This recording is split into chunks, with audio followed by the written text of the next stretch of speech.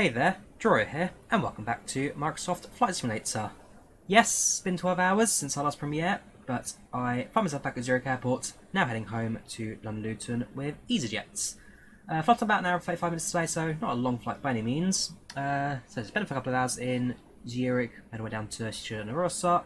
I'll talk about the kind of trip in general during the flight, but yes, back at the airport, and very shortly heading back home. Should be quite a fun one, should be quite exciting. Of course, flying the A320 aircraft we're very familiar with, and last I checked on this flight actually was a scheduled A320 Neo. Don't actually know tail code because too far in the future time of recording, but at the moment booked for an A320 Neo. Also, so Zurich to London Luton, plotted an hour and 35. And so once again, being a real world flight, if you search my call sign EZ57 November Charlie on FlightRadar24, or use the link in the description, you'll be able to track this flight in real time, in real world, with Flight Sim kind of going alongside it at live times. Again, there may be difference in terms of runways, usage, the weather, the routing, this and the other, but as close as possible, recreating the flights. So, here we are in the cockpit of the A320. This aircraft will have just flown in from Luton a couple of minutes ago, so this is a turnaround state, meaning in my case, just slightly quicker setup in the cockpit. Still have our sets, iris already aligned, we will make sure the burglar lights are set to automatic. No smoking's on, seatbelts not until the aircraft's been fueled up, and that is the overhead panel complete. We head over to the tablet, we'll pull our flight data from SimBrief. So, Zurich to Gatwick, that's our flight route there. Going to import our, we'll check our flight plans for fuel requirements today, 5691, so say 5700 on the fueling. Fuel tab. Type in 5700. 2 minutes to aircraft, that's not a problem. We'll take care of that. And just saying for the passenger and payload, so Cosnex is 8 and cruising altitude level 380 on this flight today. So, our departure will be the reverse of this one, so it's going to be Lima, Sierra, Zulu Hotel, back to Echo Golf, Golf Whiskey. Flight number is EZ240, sorry, this will be call sign, so it'll be EZ57 Charlie.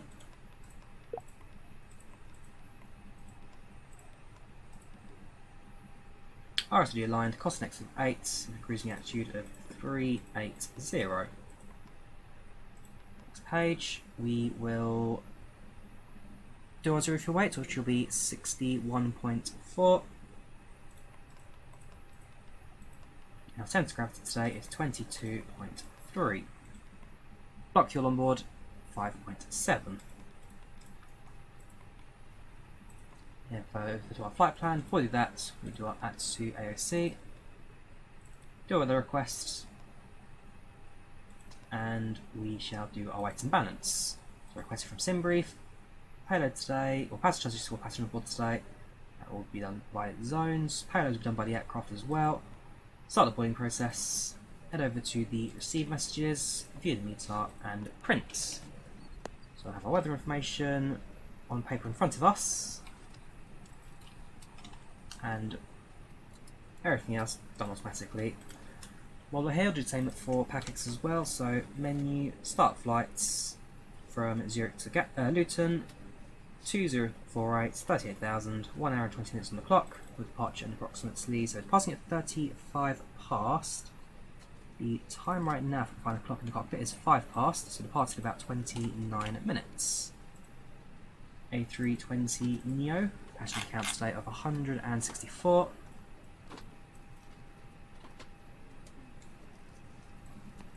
Just again, mostly for the aircraft, the empty seats dotted around. No Wi-Fi, no entertainment. Next page. No boarding music. We have got some easyJet safe briefing. Do you get snacks? No meal service. Customs card is required on entry. Well, to be fair, the way they define customs cards, it's not quite the same as it would be in real life to the sim, but flying into the UK from continental Europe, albeit I don't think it's always I remember it. Hey Google, are Switzerland in the European Union? On the website www.gov.uk, they say Switzerland is not an EU or EEA. No, they're not. So single market is not European Union, so fair enough. I think there may be slightly different rules regardless of the paperwork going in and out. But to be fair, there's no real paperwork anyway. You get 90 days free entry as such. So nothing to really add in that regard. Right, back to the computer.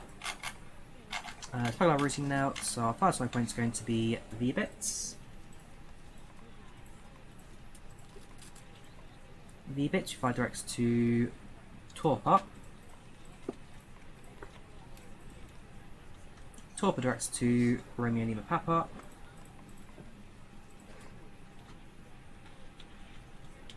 We then fly the Uniform Tango 10 to D-Dot.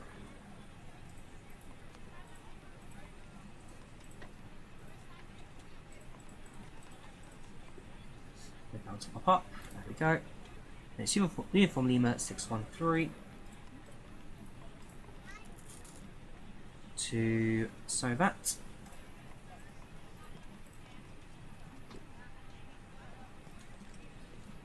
Lima 613 to Sandy. To be fair, I've probably gone straight through Sandy anyway. Sandy. Oh, sorry, no, tell like that's Uniform Lima 61. That's just Lima 613. So yeah, ignore me. Couldn't go through. Uniform November 601 to Detzling. And that forms our final waypoints. So that's our routes sorted. Insert that. Flight path complete. We'll listen to the ATIS information here at Zurich. That's great passengers, don't do the ATIS. Good evening, ladies and gentlemen. This easyJet flight 2048 from Zurich to London Luton. Flight time today around 1 hour and 40 minutes. We have a good cabin crew on board today for you. Any questions, feel free to ask them in the back. Some clouds on departure, some clouds on arrival, but not spending much in the way of turbulence. So sit back, relax, enjoy your flights, and thank you for using easyJet.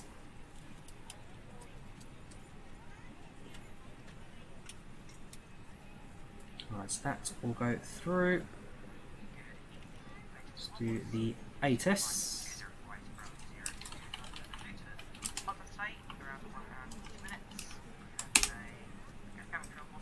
Winds 340 at 5 knots. Layer at 5,000 feet. Temperature 15 degrees Celsius. Dew point 11 degrees Celsius. Visibility 10 kilometers. Winds 340 at 5 knots. Altimeter's 102. Layer at 5,000. Do that anyway. No exit moment. We're going to be on Unicom today, so we'll leave it on that. I'm on the WebEye. Yeah, I mean, that time of recording this is pretty late here in the UK and especially Europe anyway, so don't get much AC in the way here at the moment. But yeah, 1022 altimeter set. Departing on runway 34 by the VBits for hotel departure. So if that ends our departure, runway 34 on the VBits for hotel.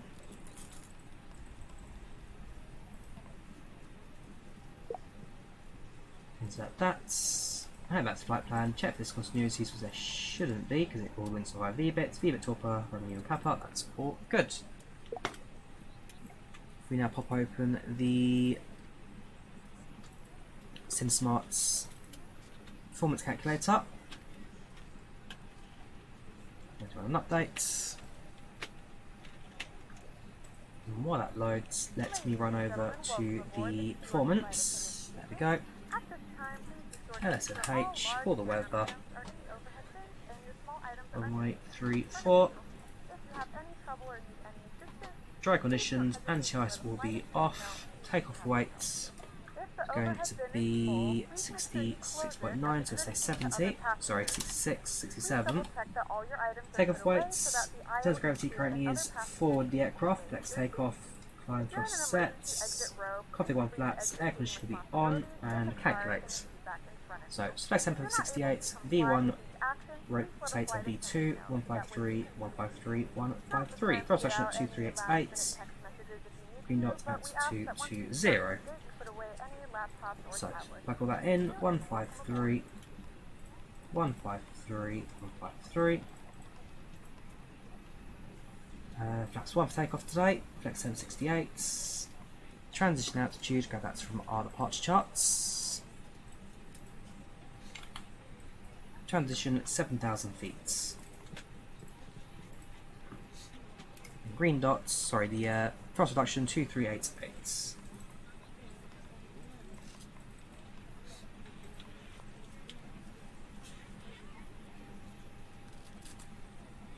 And sometimes there you go, takes a second to update. Right, so our flight path is configured, our performance is set. As far as I'm concerned, we are done with the FMS. Aircraft's been fueled, so fuel wants to come online. Seatbelts on, and APU we can start. I've already pre-planned the pushback, so as soon as we're ready to leave the stand, we can go straight onto the taxiway. We should have Unicom set up for departure as well, since we are going to be flying on Unicom on the way out. A little bit of light on the horizon left. We'll be flying towards the orange glow, so good chance we'll get to see some light, I guess, on the way through, but for the most part, will be nighttime flights, departing in dark and arriving in dark as well. So our scheduled arrival time into London Luton at the moment is going to be 20 past 10. So departing 21:35, landing 22:20.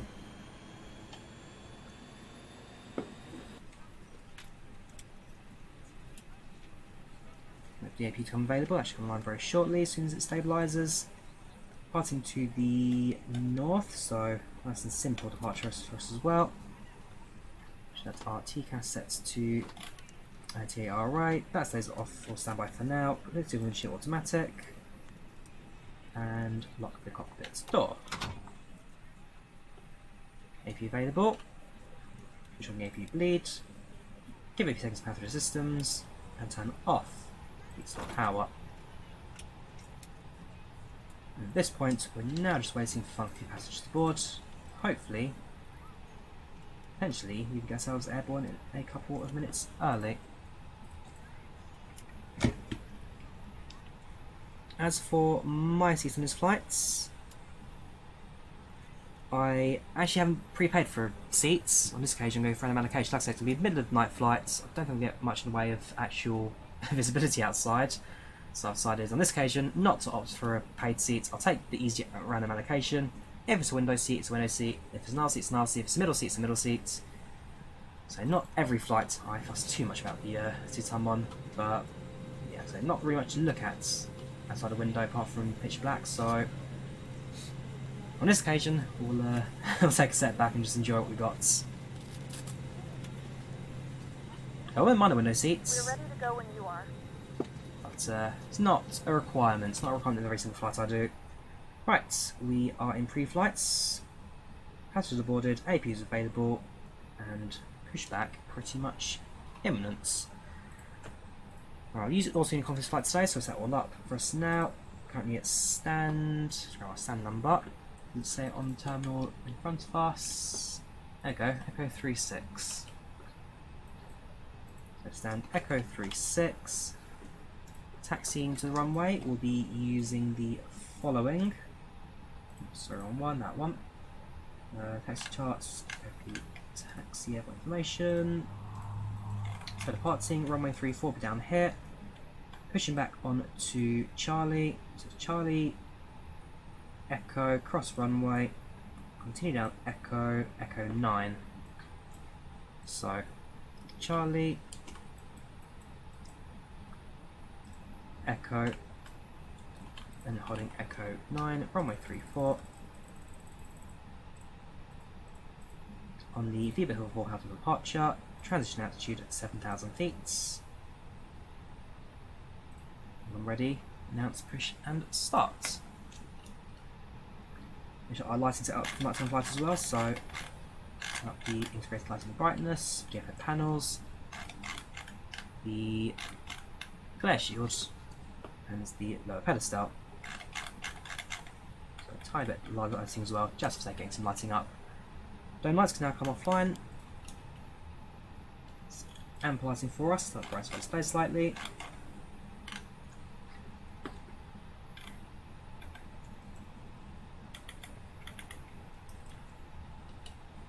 Beacon lights come online. Announce that we're pushing back. And let's get our aircraft onto the taxiway. Cockpit to ground. This is ground. Stand by.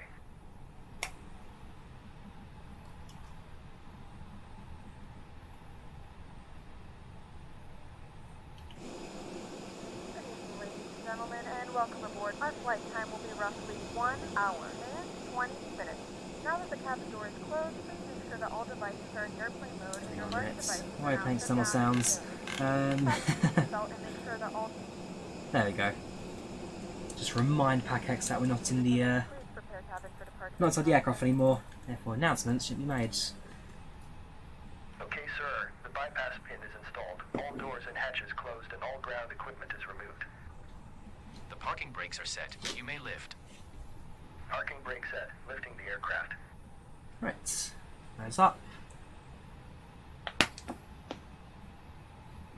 We are cleared for start and push. Okay, cleared for push start. Please release parking brake. Parking brakes released. Parking brakes are released. Commencing pushback. You can start the engines in sequence. It will start in the sequence. Let's get going, shall we? It's quite a long pushback here at Zurich. Quite a long straight ahead of us, so let the aircraft move back from stand.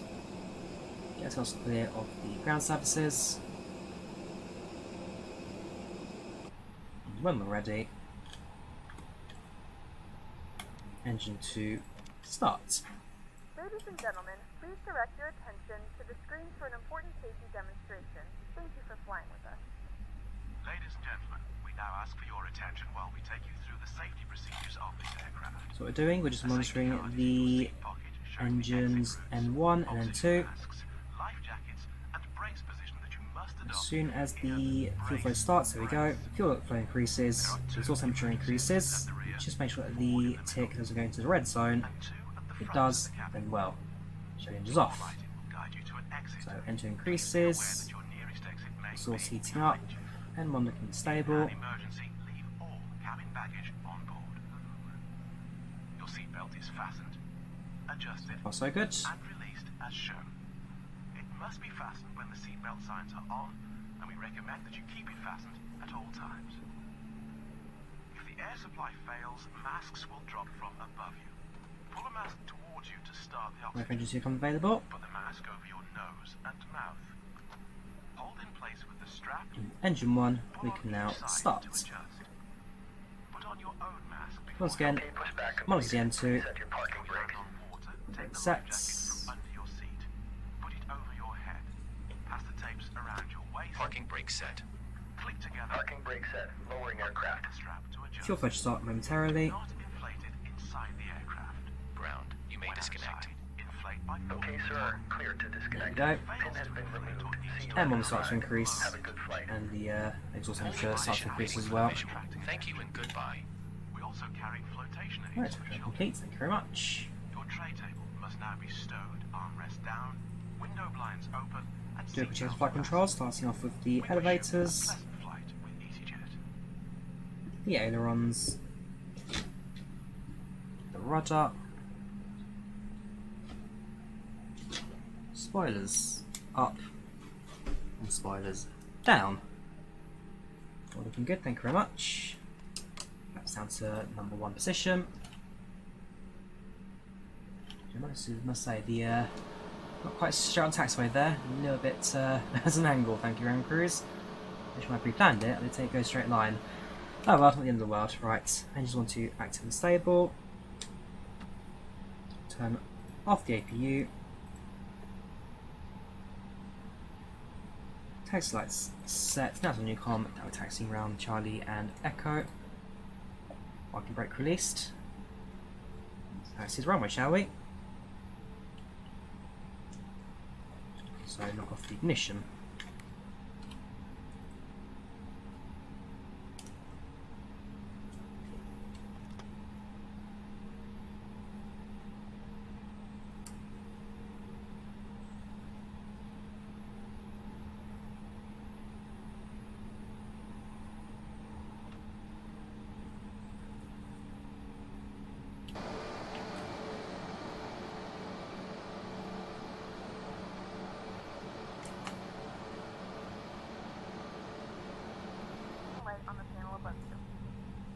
Of course, the cabin light's been dimmed. Thank you very much, cabin crew. Going to taxi to the second left-hand, so on the left-hand side now. That's going to be Foxtrot. Bypass Foxtrot. Make a left on to Echo. This time, our nozzle steering is working properly. Not quite sure what happened on the inbound flights into Zurich. Yeah, this morning's flights in the A320, just for some reason, everything worked absolutely perfectly, except the very last minute landing, the nozzle steering side didn't want to work anymore, so I had to limp around to the airport there at Zurich. It's very odd, I've not had that problem before with the Riviera A220. I mean, did a flight around in my own time as well, just afterwards. Well, it's alright, nozzle steering not a problem, just for some reason at one occasion, after landing, decided nope, don't want to work anymore. That's definitely the right controls. We'll do a quick visual check as we cross the inactive runways 2810. Nothing on the left and nothing on the right.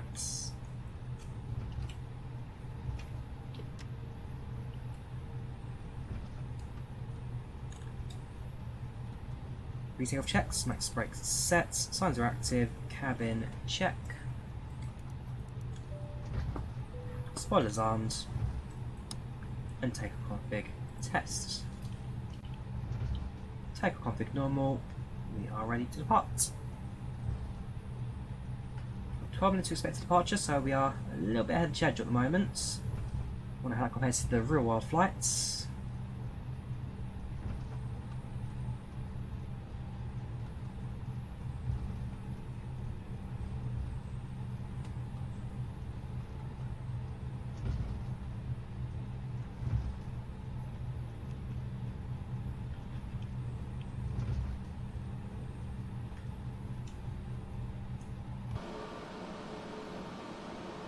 We're prepared for takeoff.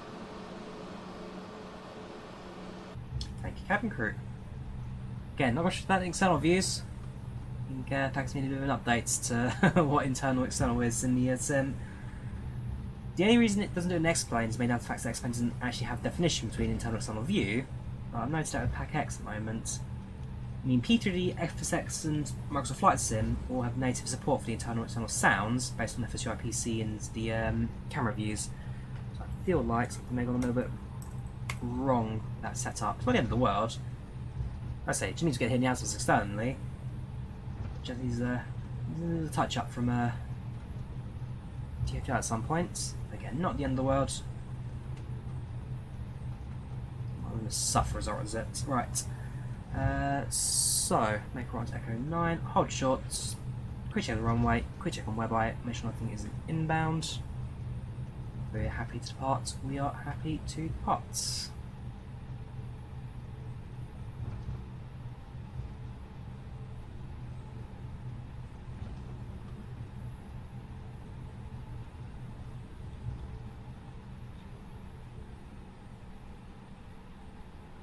Right, our position. Nothing inbound on the left.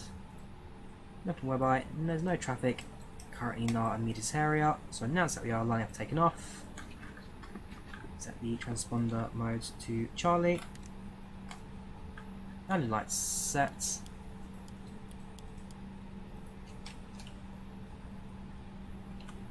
Cabin crew, please take your seats for departure.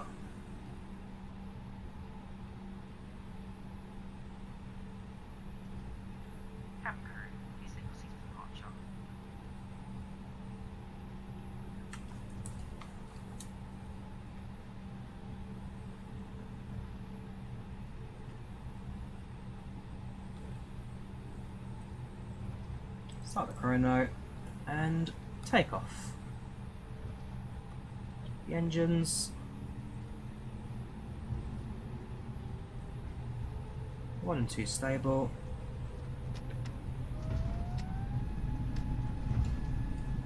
Manflex 68, SRS runway, auto thrust blue, thrust set. 60 knots, 80 knots. 100.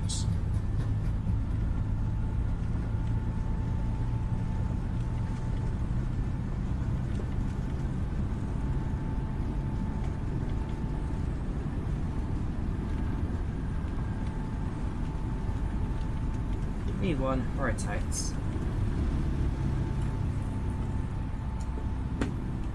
So brakes, gear up.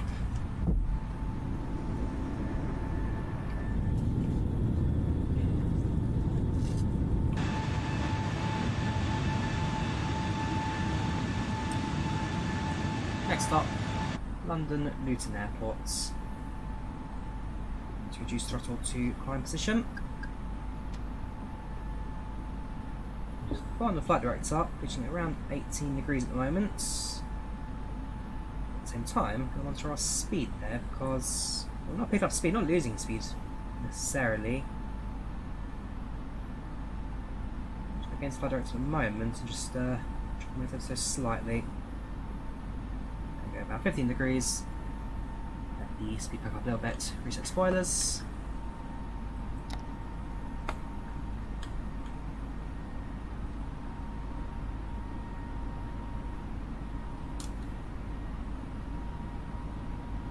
Very nice scenic departure at the moment. Pitch black outside, but it's the lighting of the aircraft at the moment at the ground. Looking very good indeed. And also the orange glow just ahead of us. So it will be completely pitch black. Flight track today. That's the autopilot. And the aircraft air control. I've just realised I haven't set the altitude yet. Set altitude, cruising altitude 380. Something I probably should have done on the ground there. Otherwise, speed and heading all sets.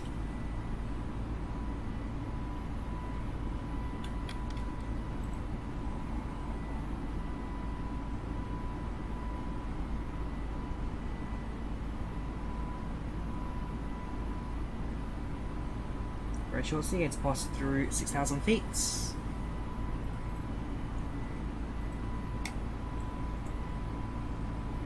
Flaps up.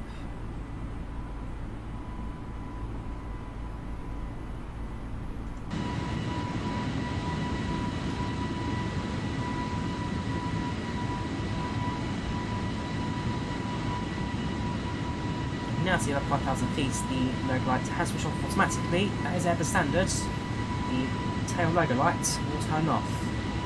And you're airborne. This logo light only is an advertising. If the airline shows the logo, shows the aircraft that your passengers are boarding on. Once you're airborne, don't need that logo anymore. It's the strobes and flashing lights, the beacons, and the important ones. Sound altimeter sets. That probably could turn on the wing lights.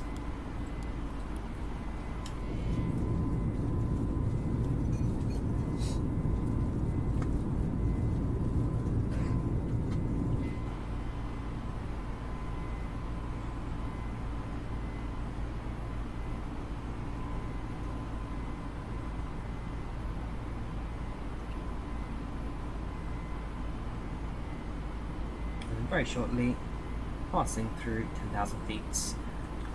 Good landing lights.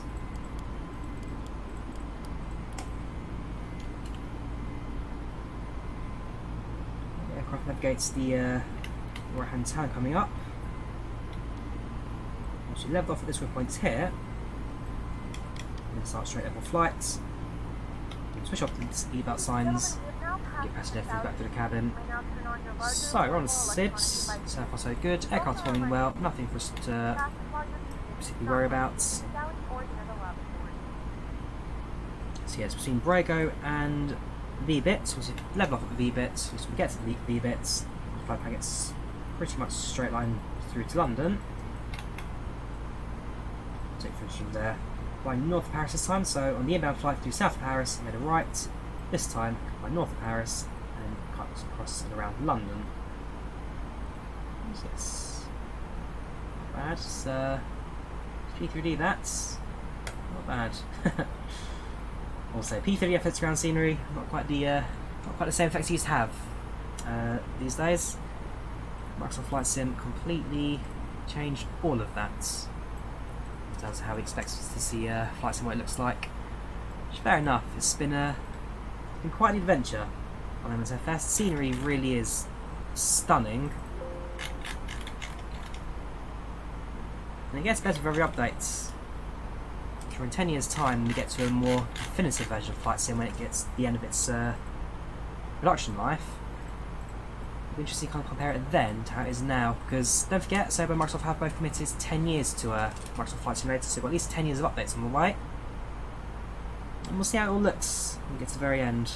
Hopefully, only up from there, really.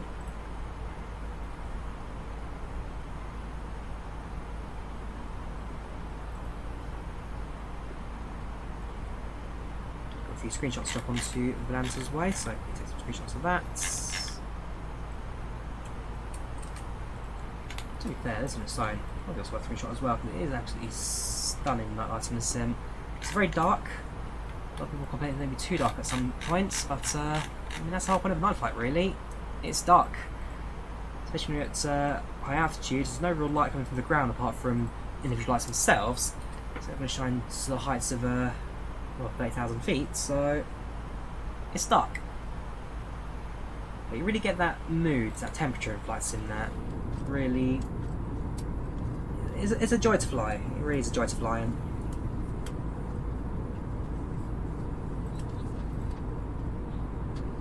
I've had my fair share of spats on this platform, but it really is beautiful to look at. Alright, let's go through our itinerary, shall we? Let's see who's on board this flight using the cabin. So as I said, I've got no seats booked at the moment, so any single one of these seats could be a seat that I'm on. Be on the empty ones instead. Go through the itinerary and see who's on board. Do we recognise anybody on this aeroplane? For me at the moment. Kai Kaiser, I like that. Kai Kaiser.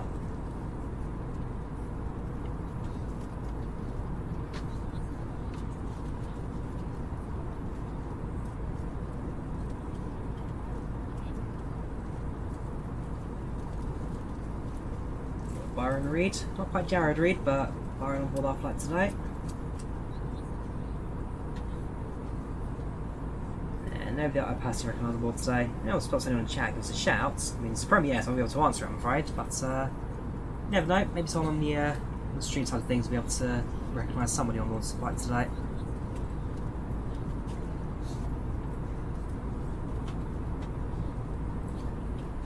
We've made that turn now, so I'm happy to turn off the seatbelt signs and get passenger freedoms back. So again, we've got the orange glow in front of us. We're looking at that for most of this trip. But again, landing at around 10 o'clock in the UK, so ETA 2039 Zulu, and that should be 1939 Zulu perhaps. Again, it really depends, so local time right now is 21:34, that's correct, UTC 19:34. Oh no, hang on. I mean, that time's not necessarily incorrect, it's just an hour early. Is it? Let me just double check. See, this is... When it comes to doing all these feature flights, especially when we're in the summertime, I can never quite remember how it all works. So departure time, local time right now is 21:35 Zulu. In the sim right now, 21:34, so... We departed about 10 minutes early, but that is correct. Local time 21:35, UTC will be 19:35, that's correct, yes, 2 hours ahead in terms of the... So it's 1 hour ahead of the UK time, 2 hours ahead of UTC. That's all correct. I'm sure I have live weather on, whoops. But the bits that's... I don't know, so I don't know if the ETA time there's quite correct, despite putting in the right source. Because the ETA should be 21... Actually no, it can't make sense, which means we're 40 minutes early, because the ETA is 22:20, it should be 21:20 Zulu. So no, apparently we're just really ahead of schedule at the moment, more than I thought it would be. Fair enough, I'll take that. So yeah, the time's correct, just very ahead of schedule. 10 minutes early, 40 minutes for landing. Again, FlyByWire now including the VNAV on our flight, so proper calculation for descent and approach. Makes life a whole lot easier for cockpit management, a whole lot easier.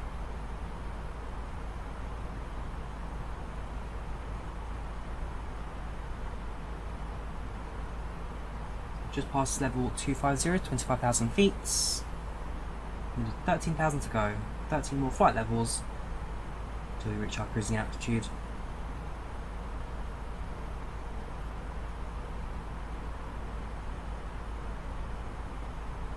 And so in terms of my trip into Switzerland, I mean, a big part of it really was just to ride the trains and to go visit the Alps. Because as I've said, I've flown over the Alps several times now, flying into Italy, flying into Greece, and even flying into just anywhere in Europe really.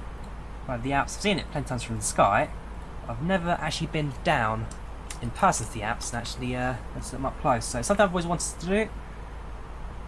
The day off work, I just decided to why not? The tickets weren't too bad. Fly the Swissair out, so new airlines to add onto the list. New aircraft, the A320. And yeah, it just kind of all fit together quite nicely with my plans. So that all booked together very, very nicely. I'm sure it was an enjoyable time, because like I say, this is a pre-recorded video, so I can't actually say exactly what I did. I mean, for all I know, I could have missed the flight and never even made it to Zurich in the end. Who knows? But, nah, with any luck, it was a good old trip. Started off in Zurich, made our way down to Schur. From Schur, took the train up to Arosa. 20 hours in Arosa, back to Zurich, a few more hours in Zurich, and then back home to London. It's Volanta Railway tomorrow and Sunday. Monday I'm at home. Tuesday flying to Lyon.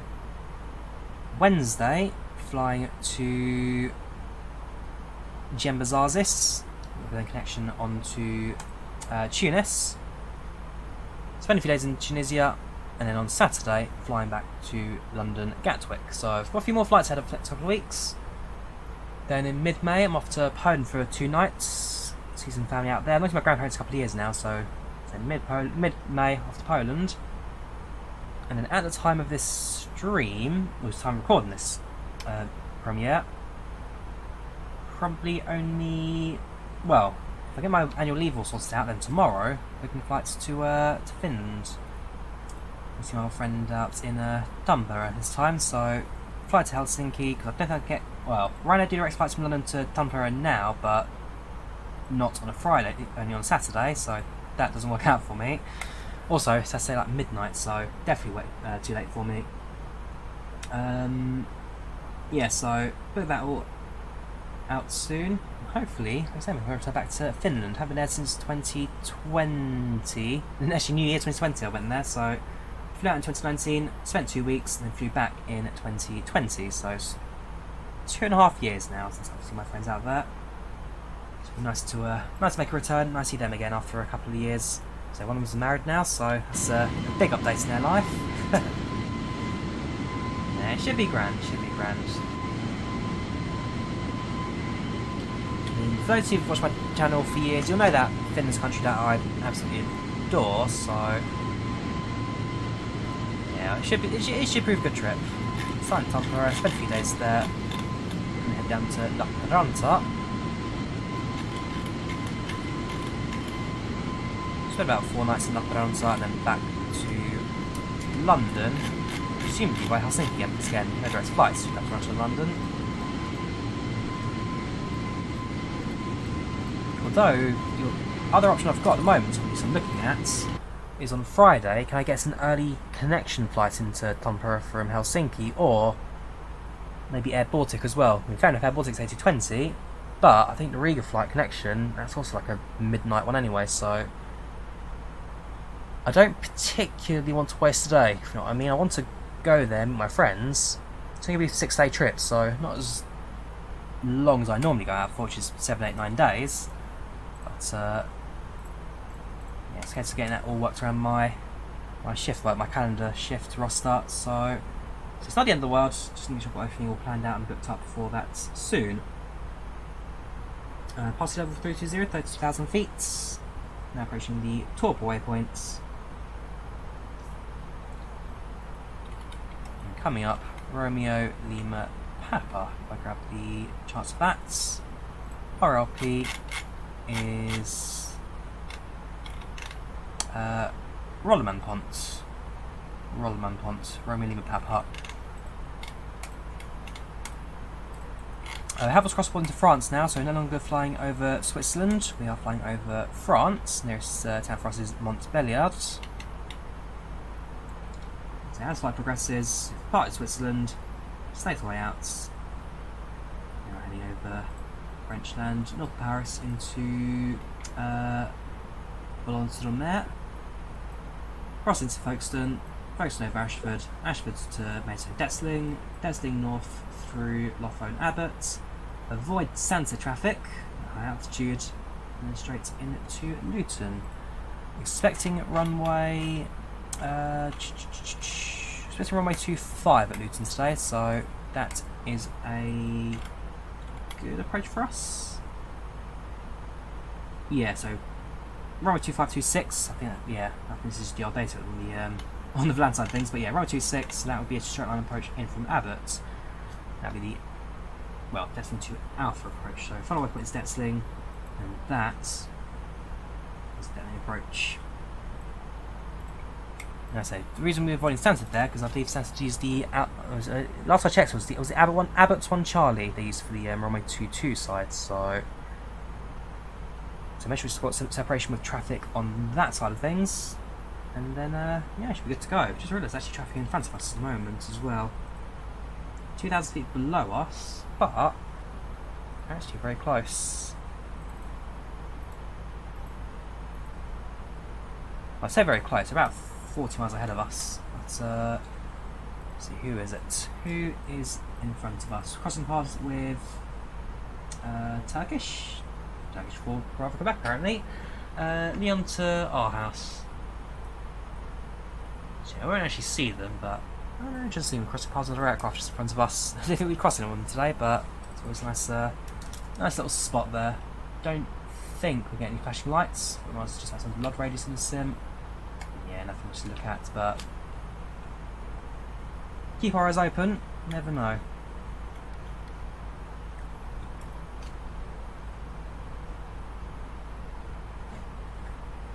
We're now passing level 360, 30,000 feet, another 2,000 to go until we reach our cruise. As for inbound Luton traffic at the moment, it's supposed to be quite quiet at the moment. Yeah, we're doing aircraft active at the moment. Inbound to Zurich, ETA 50 minutes, 50 minutes.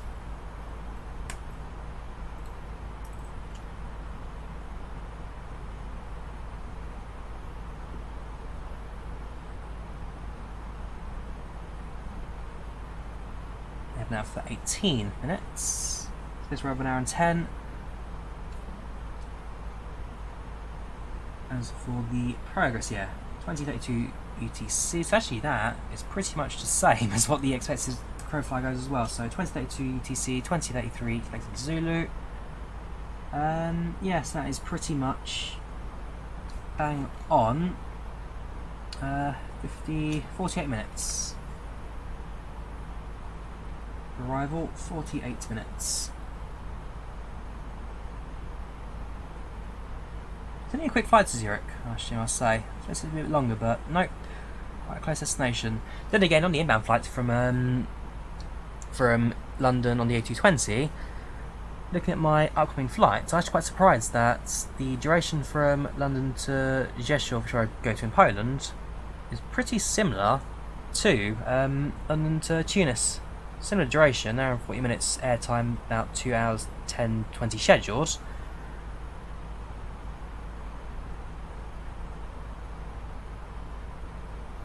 And mileage pretty similar as well. Because the longest leg on that trip will be the one from Tunis back to London Gatwick. So that's another air flying direct all the way back. The second longest leg will then be Lyon to Gembazazis. That's in the 736, which I'm very excited for. And then the other two legs, so London to Lyon, that's about an hour. And then Gemba to Tunis, also about an hour as well. Flying two A320s, an ATR 72 and a Boeing 737-600.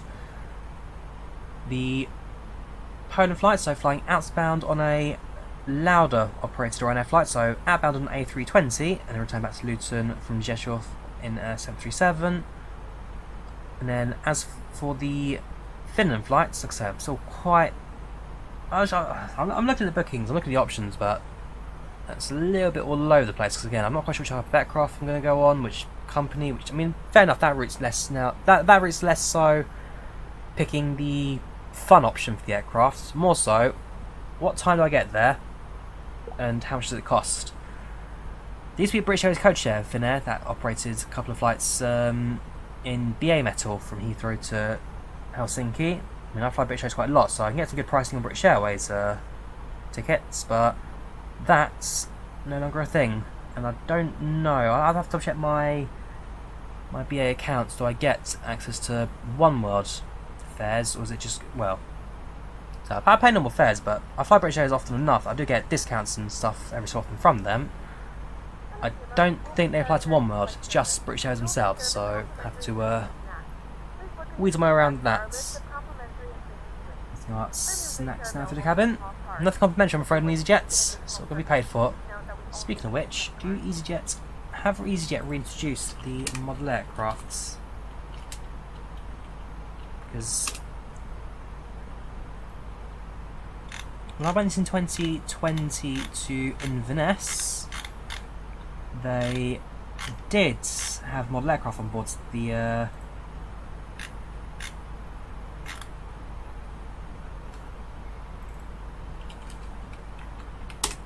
the flights, but you had to pre-book them before flying, and then you received them in the aeroplane, which was a bit heartbreaking. As I realised, oh look, they were there. I just did not understand the ordering process, so missed out on that. And then they removed them next time I flew easyJet. Fair enough, in a couple of years in COVID struck, so all of a sudden their priority is not really selling model aeroplanes anymore, I don't think. But yeah, missed out on that. So hopefully, if I can look at the easyJet websites. easyJet shop. Right here. Oh, they have different menus, do they?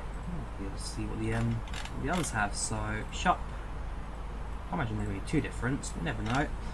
Right. None of this interests me. None of this interests me. Nope. Nope. Nope. Not beauty. No watches. I'm happy with my fossil stone. Sunglasses, kids. You got a smart Pokemon Smart. Wow. Touchscreen Pokemon interactive watch features 10 watch faces, a selfie photo video camera. My word. Alarm, voice recorder, more. Fair enough. That's the thing now. We've got some fidget toys as well. This is a bit for me, I guess. Sadly, not on this occasion. Yeah, their own credit card. easyJet Plus card. Allocated seating, baggage drop, fast track security. I wonder how much that costs a year. Your very own easyJet Plus credit card. There you go. From 250. Oof. I remember British Jet when Ryanair had something similar as well. Actually, they had their own membership. It's like a business package which offers the same. Allocated seating, dedicated baggage drop, fast track security, cabin bag, and speedy boarding. I presume it's going to be the same. I can't imagine there being much difference. Apart from maybe the cigarettes and alcohol bits. I can't imagine there being much in the...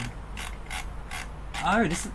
who's this? Swiss. The Swiss version even have kids' toys. No Pokemon watch. Aw, what a shame. And how about the Euro selection?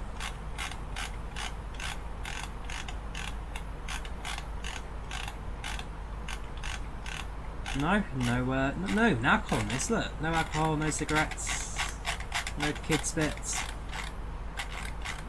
Well, there you go. Yeah, what easyJet used to have, I'm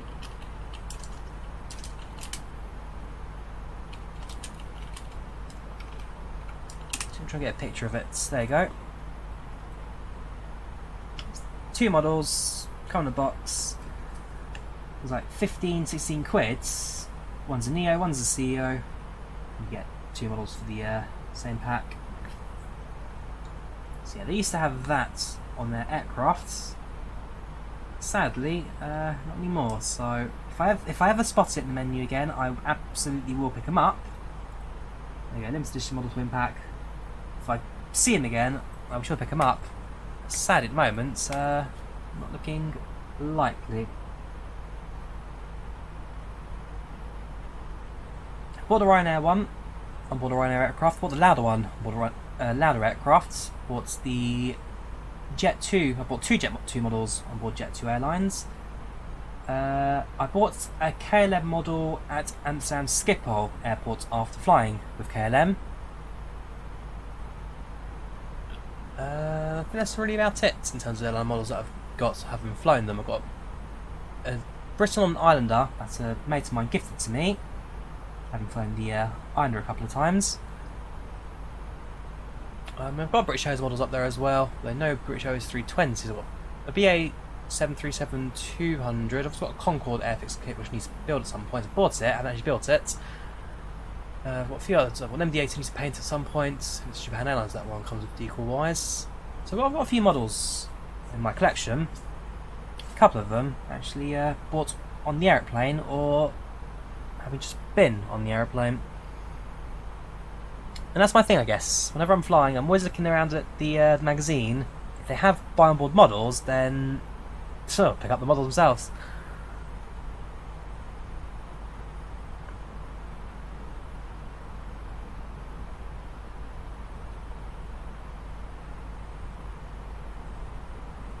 So rat crews, cabin crew are just over halfway done with their service. Only 2 cabin crew on board, I'd say. In reality, I think it's minimum. Depends on passenger numbers. If it's less than 120, you need 3 cabin crew. Over 120, you need 4. Something like that. I can't remember the exact number. Converted.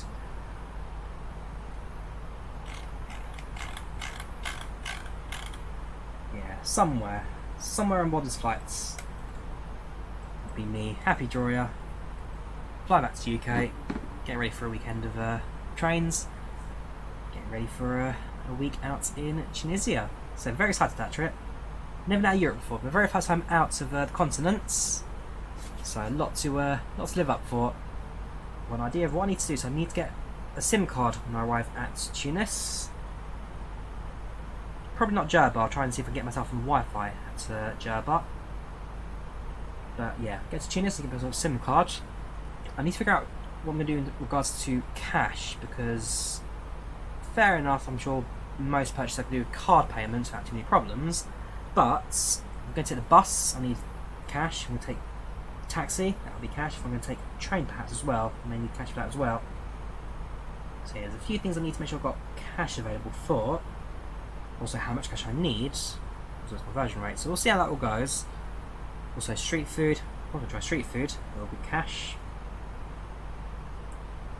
See, it's not quite as simple as say. Actually, I don't know. Because again, I'm not saying that Tunisia and Tunis is a backwards country. I mean, I'm sure it's modern and very up together. So fair enough. I can easily go to like an ATM machine, just pick out cash. But it's a case of how prepared am I if I leave Tunis on a day trip somewhere, and which I've got availability of money on me as well. So there's a lot in my mind. I mean, I'm having to be much prepared for, because, like I say, North Africa, a very different environment compared to Western Europe, where I live. Most of a lot of my travel as well, actually. Most of my travels are Western Central Europe. I've already done much Eastern Europe, apart from Greece and Poland, depending on which way you look at it. If geographically you're looking at it, it's central. If it's politically, then, well, unfortunately, going back to the old days, east. Yeah, the old east-west divide through Germany.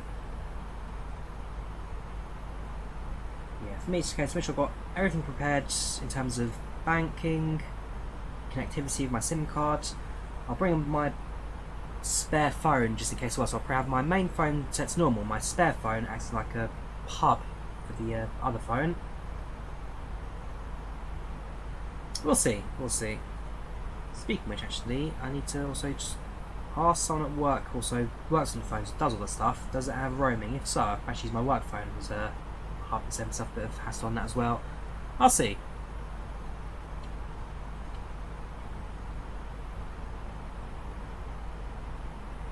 program the approach we're expecting. So like I say, expecting runway 25 and definitely 2 Alpha approach. So head over to Luton, ILS 25, detonate 2 Alpha.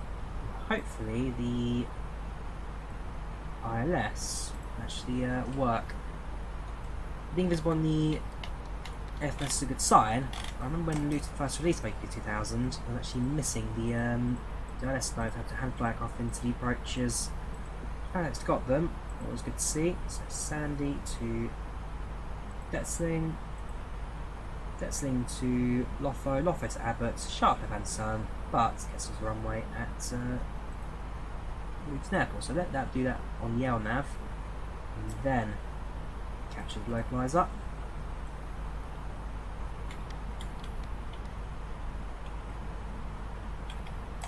Yeah, it's a straightforward path ahead of us today. Nothing really to worry about.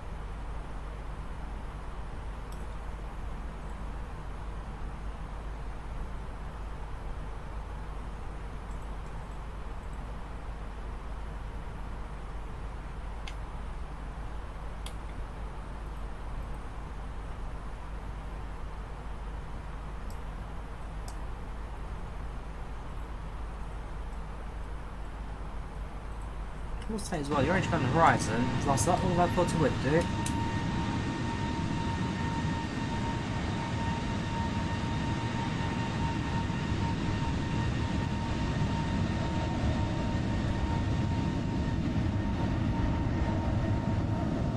Big bit of light in front of us, that's going to be Paris, capital of France. Keep an eye open for Charles de Gaulle if you do fly close to it. But on this occasion, I think we're just slightly too far to the east. That's really spot the airports. I mean, but actually, tell a lie. I think that's it right there. There's the terminal on the design. That's the runway. That's a pair of runways. That's a pair of runways. That's going to be Paris Orly. Sorry, that's Le Bourget. Orly side to the south. Sorry, so yeah, that's Charles de Gaulle. That's Le Bourget.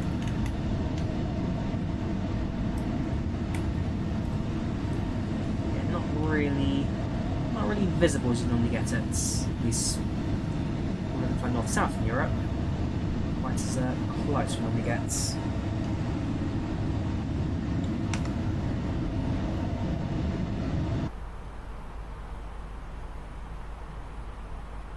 The alternative, can't make it into Luton for whatever reason, be Manchester, but fingers crossed, given this is supposed to be recreating a real life flight, unless we're diverting the real world, we should get to Luton hopefully in one piece. Imagine if the worst ever happened, and here I am in a premiere, all happy as life could be. In reality, it was a dark situation. Again, fingers crossed, touch wood, that's something that will never ever go through. That's something that nobody ever has to go through, but unfortunately it does happen. Imagine the reaction. Yeah, we'll have a bit dark humor sometimes. In terms of arrival, so looking at 20:35 Zulu arrival, so about 45 minutes ahead of schedule at the moment. I'm sure the extended, well, I say extended, it's not really much of an extension, but I'm sure that right hand turn will add a few extra minutes to my flight.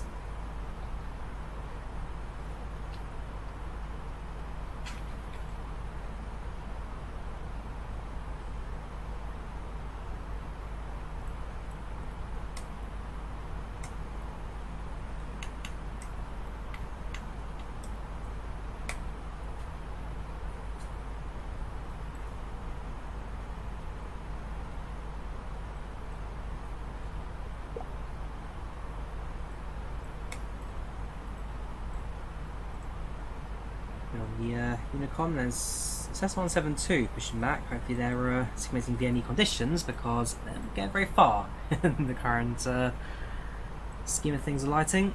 We get Chartfox. We get Navigraph open. Got an opportunity to look at the route progress. We're just approaching the midway point shortly. That's our star marked on the map. We grab Gatwick charts. Approaching runway 25. We'll pin the ILS charts for that, which we don't get.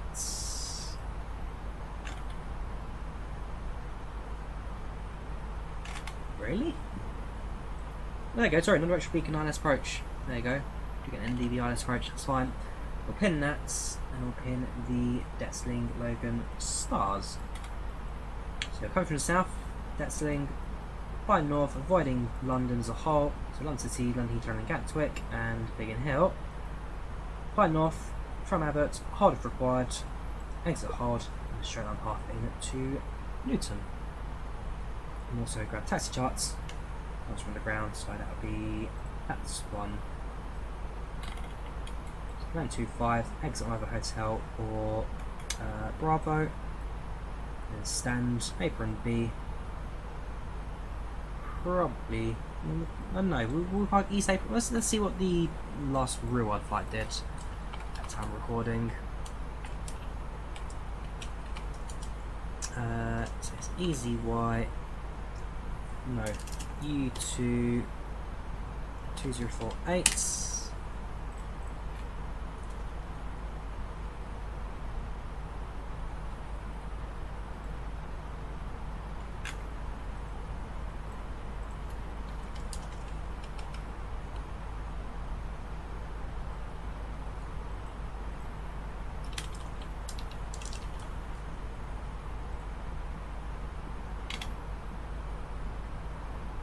So the last aircraft that is flights parked over in the,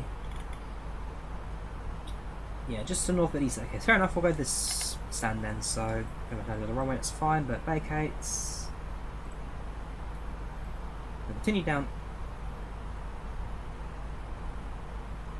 Go down Bravo, so taxi the back way around. So Bravo, make a right, down Bravo, into Echo, and then just North Apron. So yeah, North Apron park at state, that's not a problem. So if that's what the last Ruwad flight did, then that's what we shall do.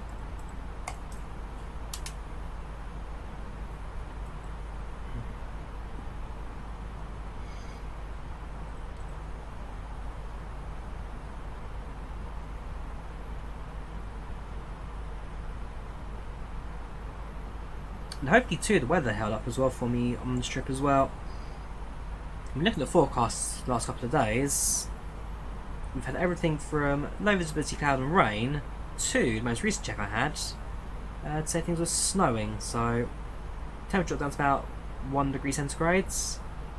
Precipitation looking likely on the day, but cold enough, especially at high altitude in the Alps, for it to actually snow down on us. So safe to say I'm going to carry my big jacket on me.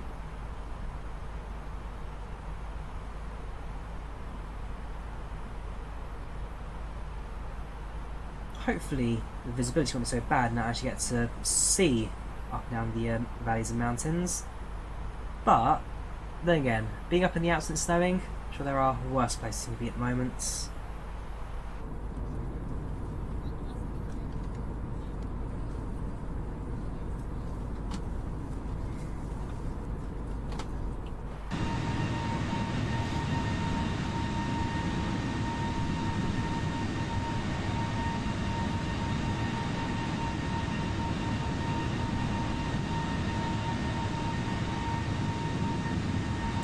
Now we've reached the Theodore waypoints. About 2/3 of the way to our France crossing. And soon we'll come to the English Channel. Crossing over between Boulogne-sur-Mer to Folkestone. Quite short crossing over the town this time, so not quite as long as last time I went through Brighton down to San Valerie and Car.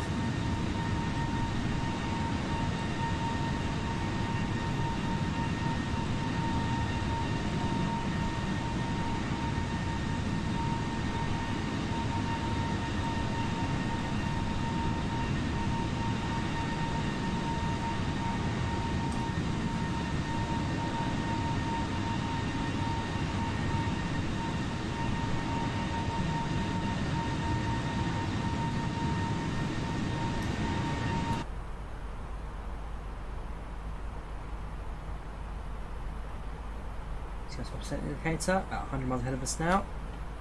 Top of descent expected at 2022 Zulu.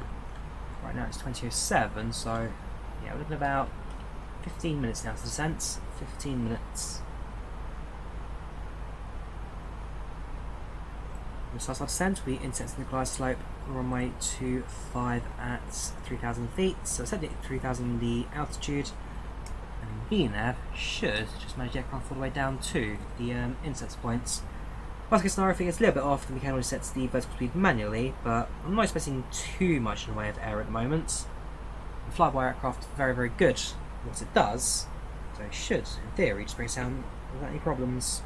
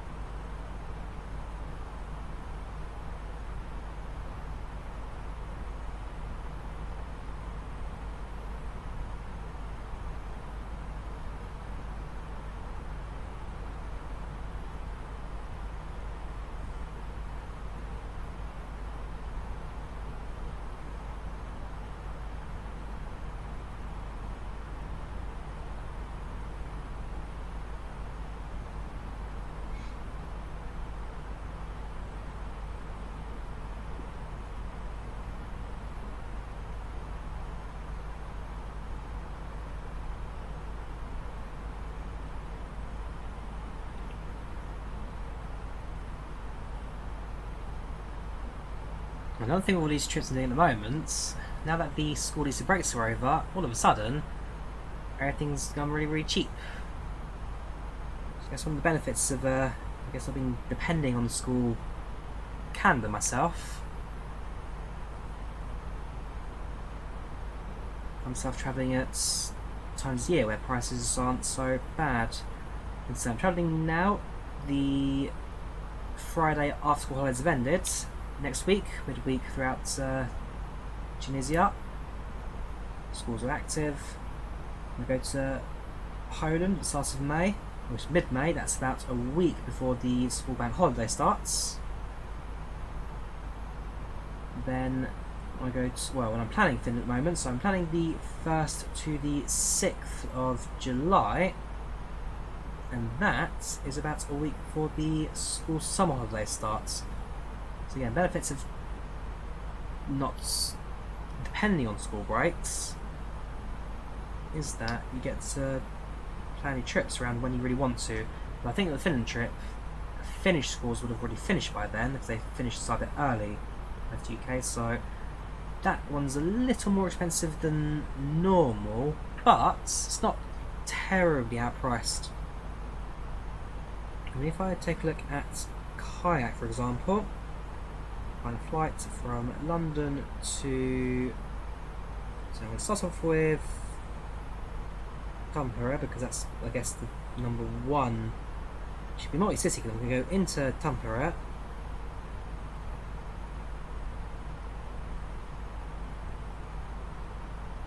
and then leaving out of Helsinki.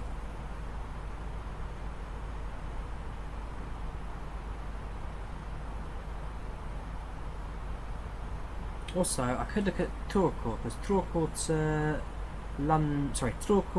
Tampere by train and bus, as in Finland, isn't too expensive either, it takes too long. So if I get a good price on that, then also an option I've got. Let's have a look. So if I go for July the 1st and July the 6th.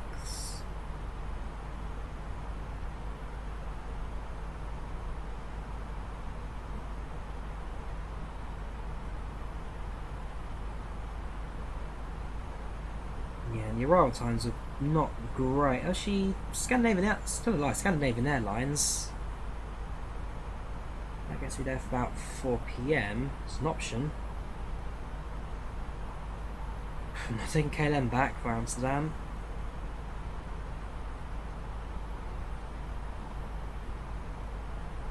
Returning is a midday Ryanair flights. Again, do I really want to fly midday? My price was the evening.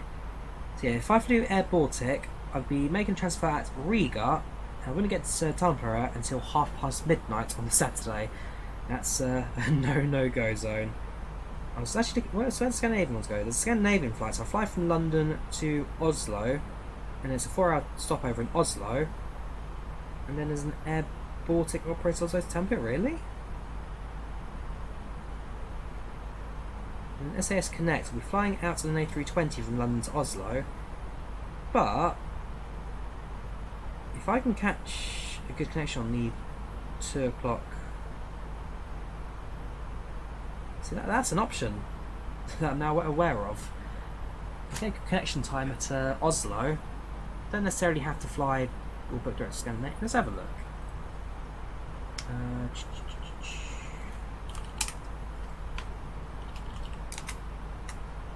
Scandinavian Airlines, let's see what magic you can throw your way. In the United Kingdom from LHR to TMP. One way for now on July the 1st.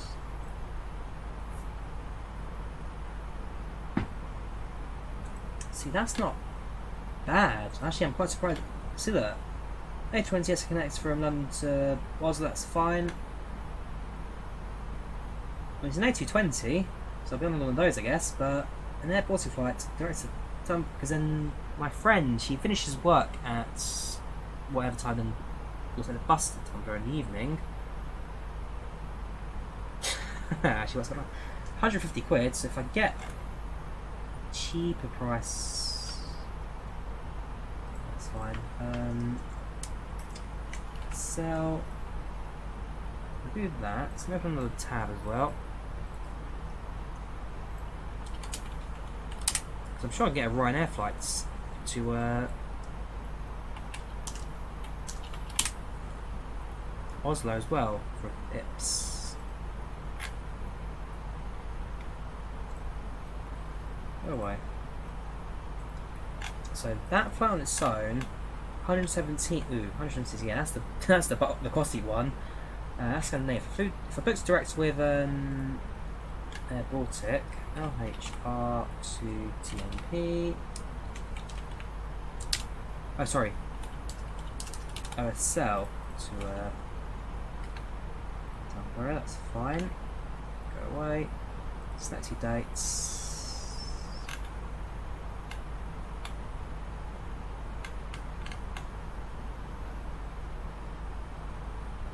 60. Look, that's already a lot cheaper than booking with Scandinavian, apparently. One thing left. Oh, that's. Do I book this right now? Because that, I mean, 66 compared to Scandinavian, which is 117. I'd rather book just direct with Air Baltic, and then Ryanair from London Eni to Oslo. Oslo's main airport, one way on July the 1st. Take your bags with me, take one backpack. It's not cheap, 60 quid. that for Ryanair flights. Look, 15 quid on the Wednesday. Oh, that is so tempting.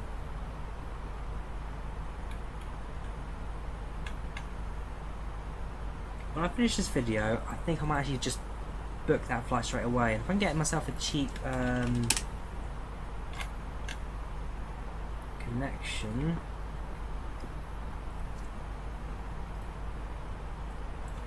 from London NE to Oslo NE, well, Oslo main please.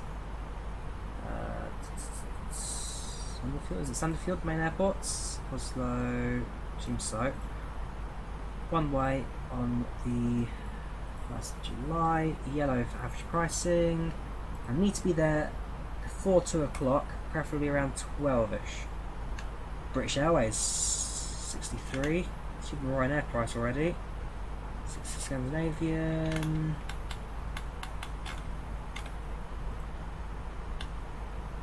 $51 Scandinavian. Could I do that connection half an hour? Probably not. 60 quid on Ryanair. I'll look into the British Airways app later and to get a good deal on the British Airways flight, but that 66 quid is very tempting. Then again, was it 120? If I booked it direct with SAS all the way, so this is kind of what I'd go through in planning a trip. So London Tampere one way on the 1st of July. How much did you want altogether? €183. Hey Google, 183 euros in pounds.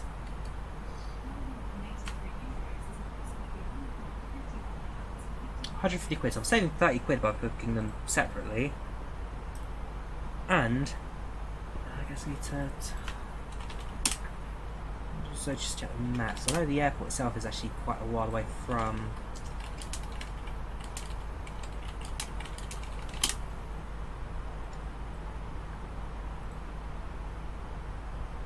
bus connections.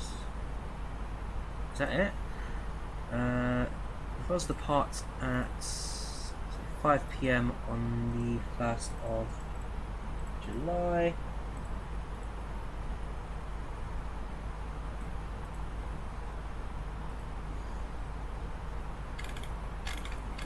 do you know the bus schedule really? You're in an airport.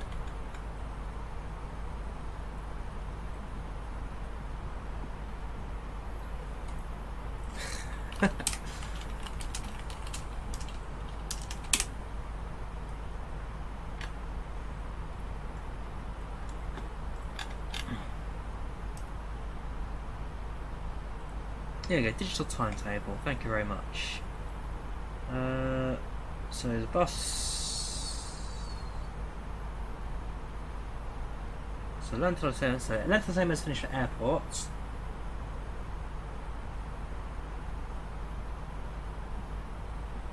Is that really it? I can wait till 20 past 6, I guess. So if we wait, after I land, I've got 2 hours to wait for a bus.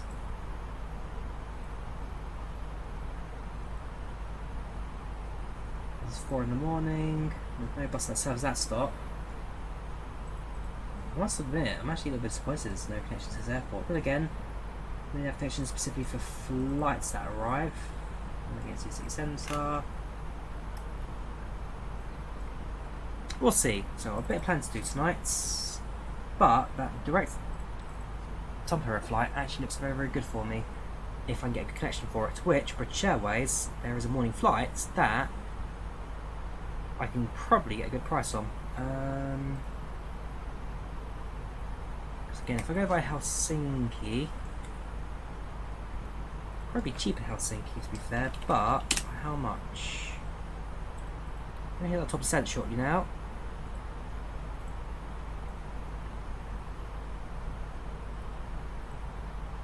So what time will I get there? That's the other question. Timing is an important one. Fair enough, obviously cheapest flight, £89 direct, but they're at 11 PM. It's way too late for me. Ryanair flights will stop in Poznan apparently. 29 quid, gets me there at 11:45 PM, see it's too late for me. I can get to Tampa at 4 PM. Good time, no stopover, well, with one stopover. Stopover from Riga as an option. 87 quid. Direct Helsinki, that's 11 PM finish though. Luton to Helsinki via Warsaw, £94. Plus I'm going to pay for a train ticket in Helsinki. See, I would spend an extra 20 quid just for convenience and actually flying direct to my destination. Because again, you go to your destination and you're not going to pay for a train journey, which is an extra 2 hours on top of what you're already doing. So yeah, there's some decisions to make now.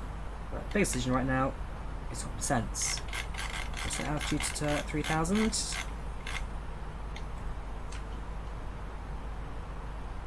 Print out an updated weather sheet and let's do our approach performance into Luton.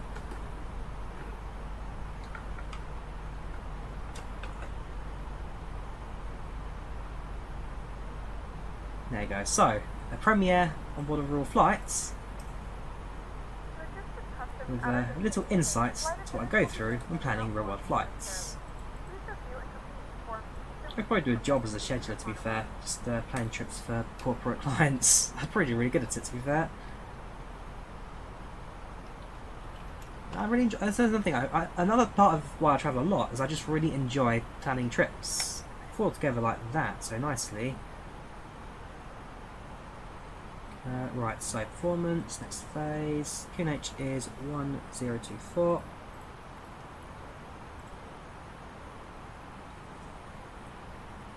Temperature reporting 12 degrees centigrade. Winds are variable at 1 knot, so say 250 at 1 knot. Transition altitude 6,000, correction. And our barometer, our minimums today are going to be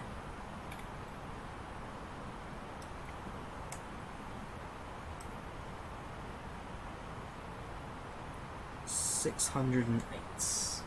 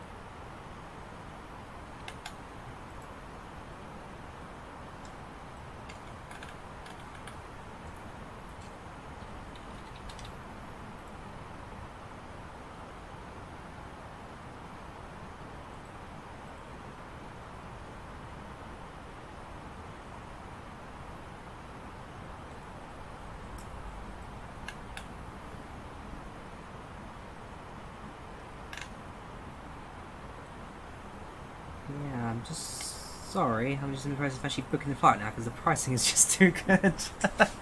Also, it's euros, not pounds. It's euros, so it just works out even better for me. It starts our descent now, so I'm monitoring that on the flight side of things. Quite ghostly, actually, the external lighting, how it all looks in front of us. Quite the seeing that, watching the screenshots.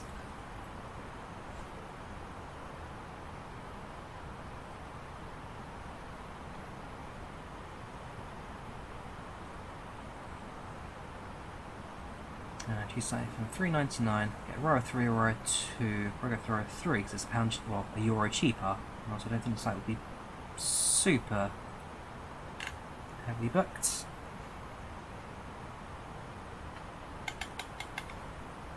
Uh, 8 kilos of luggage included. Always good to see. No checks baggage required.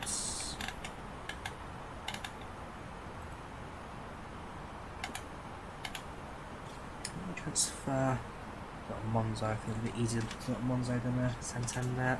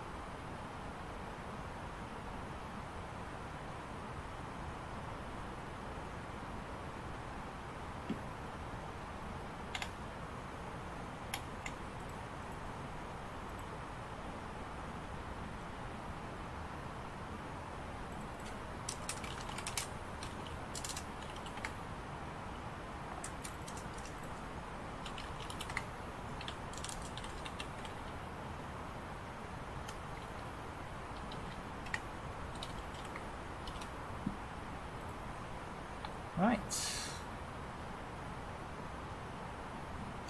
Confirm booking.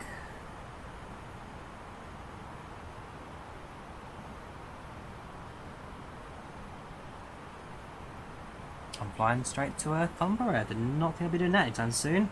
Air Baltic, airline in the 220. It just works out in my favour. So flying from Norway to Finland.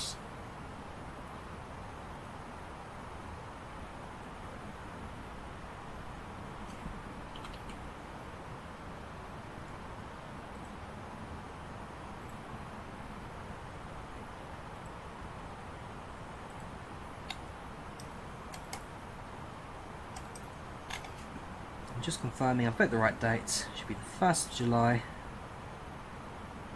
And then the return flight, 6th of July. I'll just book later on when I get there. But that is superb.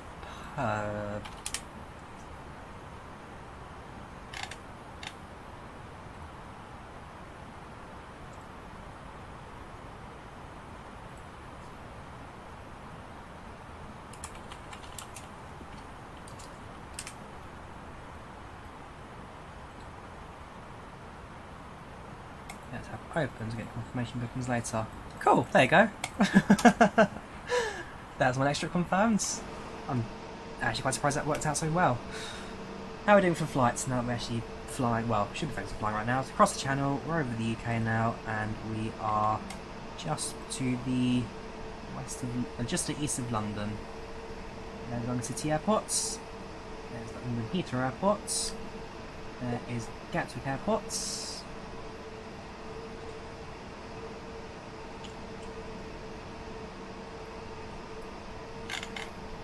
Again, we're above 10,000 feet, so I can do whatever I want, whenever. Should be at 10,000 by LOFO, so that'll be a bit tight, I think. That's, yeah, no, we're way too hot at this point. I'll hold at Abbott, I think. So, Abbott holds, according to the charts, the Abbott hold requires, so it's inbound at 85 degrees, 6 nautical miles. Sorry, 265 inbound, 265 inbound. Right hand turn, 6 nautical miles.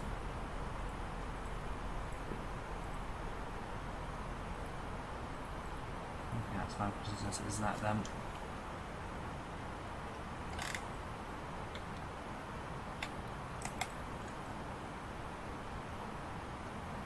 Increase our rate of sense slightly again. If we make it 10,000 by LOFO, then always continue from there, but just because so I'm not really probably monitored by descent to be fair, because I've been too busy booking raw flights, but we're also very, very early ahead of schedule, so I wasn't going to lose out on too much by doing a single holding loop.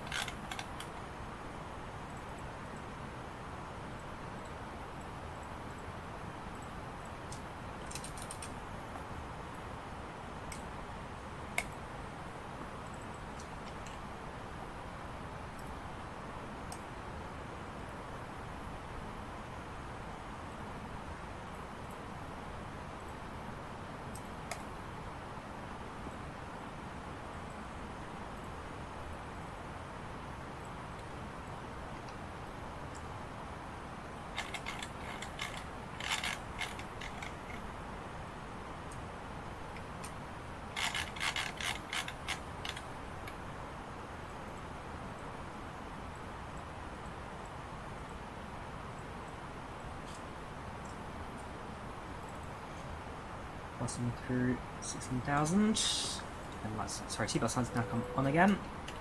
Send passengers back to their seats. Start preparing the cabin for our approach and landing.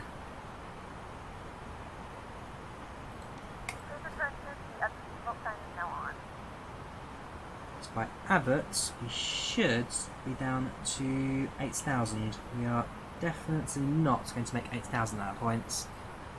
Especially when we get 10,000, you start slowing down below 250 knots. Just a bit too tight for us, I think.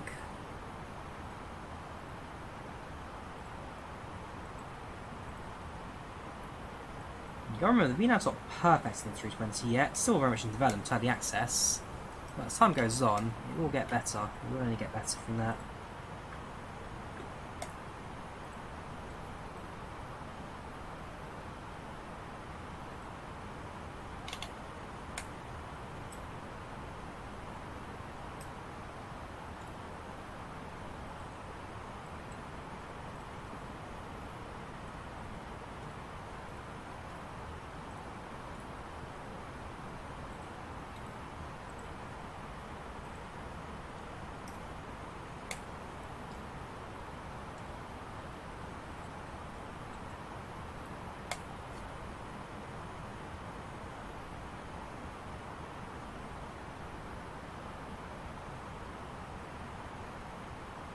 Well, 12,000 or 13,130. So the leg altimeter, 1024.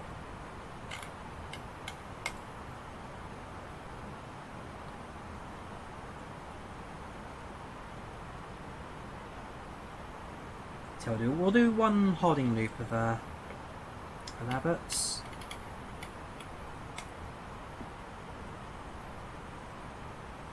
Do a single loop, single circuit, and then from there we should be good to go. If anything, we have a slightly better approach path onto the left-hand turn there. Onto the titanium for survived with. Airport to our right, that is going to be Watersham. And we will get a good view of Stansted on the left-hand side as well. There it is, just by behind the clouds there. I'm going to give altitude control back to the aircraft now because we are hitting 10,000. Cabin crew, 10 minutes landing, 10 minutes.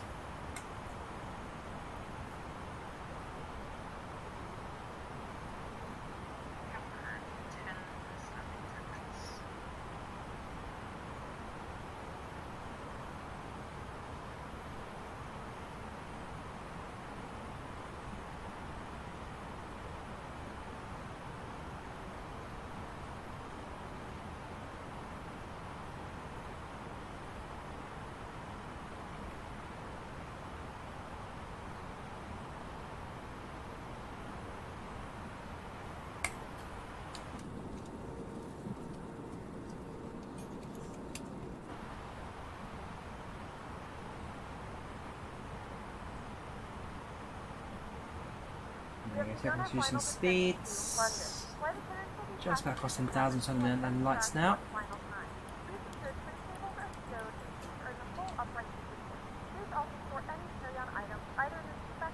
Going the other way around circuits. Oopsie. Oh well. There's no ET at the moment, so we're not going to cause too much drama. Unless it's going to try and loop us around like that, then maybe.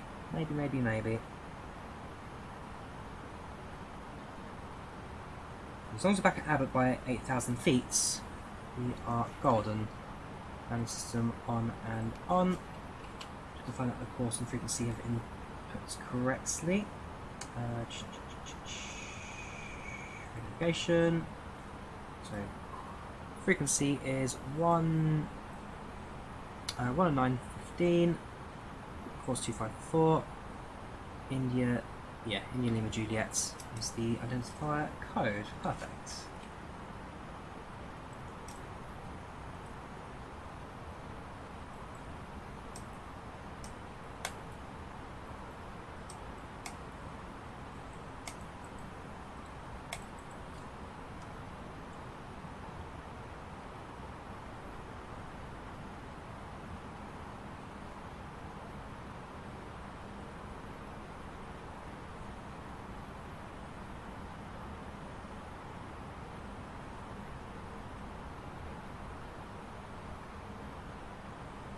That's 9,000.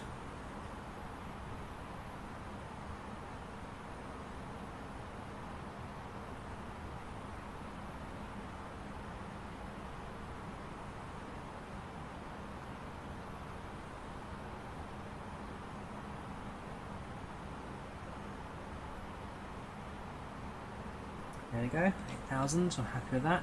Exit the hold, let's carry on. Well, actually, I like that ability, the fact you can actually resume the hold if you change your mind. So, resume, you're happy, return if you're not. That's very handy. So, 8,000 at Abbott, down to 3,000 by Fitsme, 25 miles to do that. Yeah, no, that's golden.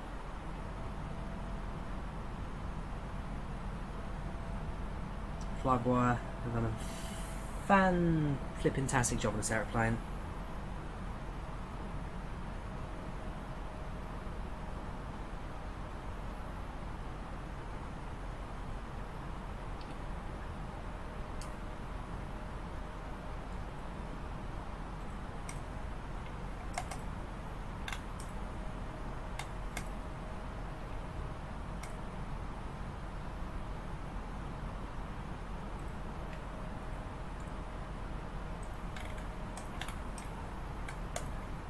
I'm also chuffed about that Air Baltic flight as well. It just worked out so nicely for me.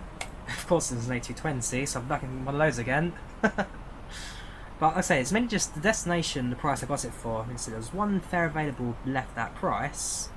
If I now do a search for the same flight from Oslo to TMP, same dates, from €67, the price has now jumped to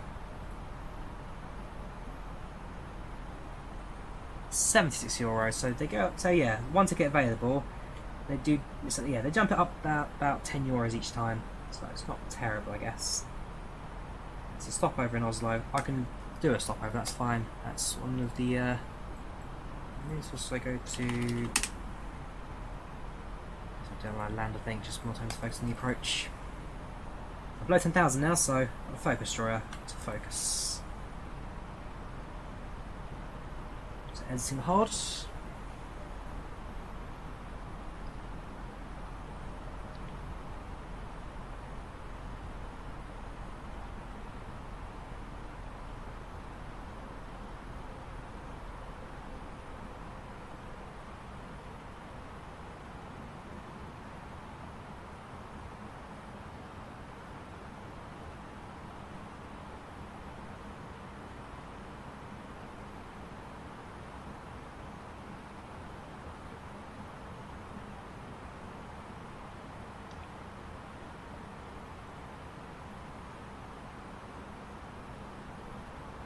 Aircraft has continued its descent, that's fine.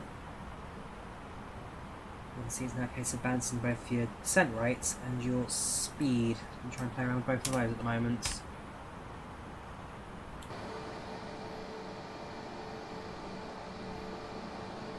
Pitch back outside, not much of a reference point visually this time. So long we can get ourselves onto the localizer, too many problems ahead. There's Stansted Airport to my left hand side. Hello Stansted. Just gonna pass through. Don't mind me. Crossing through Abbots. Yeah, over the years, the authorities around Stansted and Luton have tried their best to get traffic as separate as possible, but it doesn't always work. And it's just because of the close proximity to the airport to one another, it just doesn't fit. It's difficult getting to fit, so yeah, you do get some very strange flight paths through here every so often. Just fortunately right now, it's very quiet, nothing for us to worry about.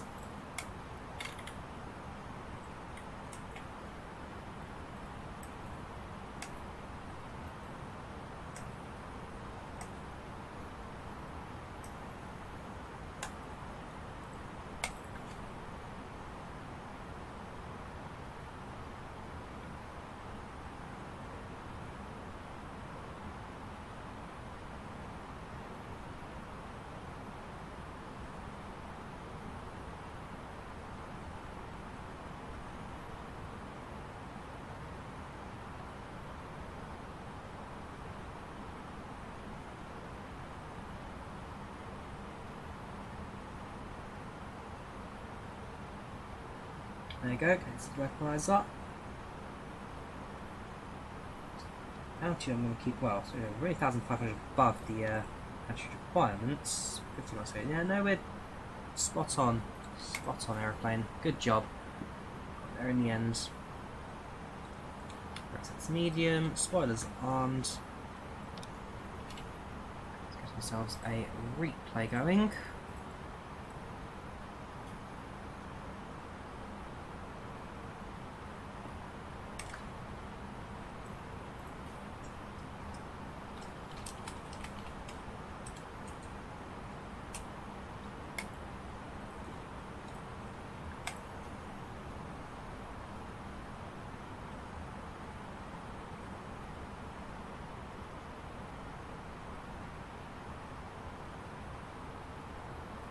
There we go, leveling off at 3,000.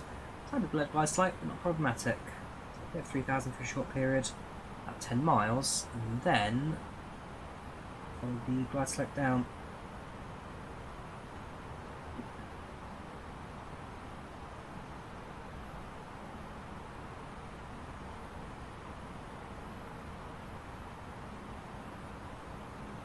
Oh, 220 knots, that's one.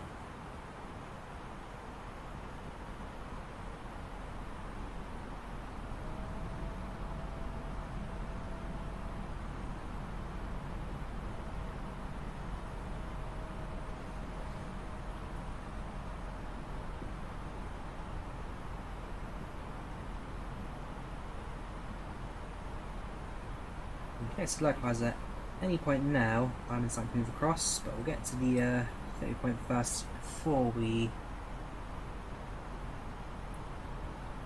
capture and establish.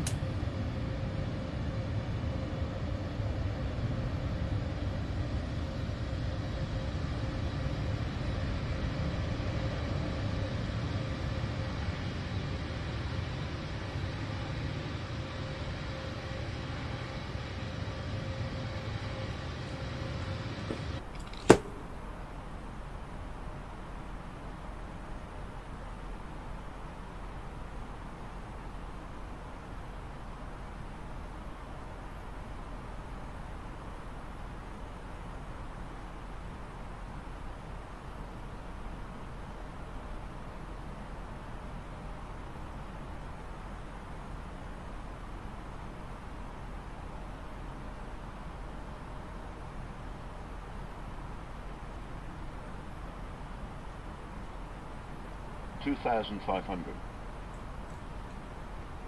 so we have a localizer Airbus in sight, runway just in front of us. There's also a localizer now.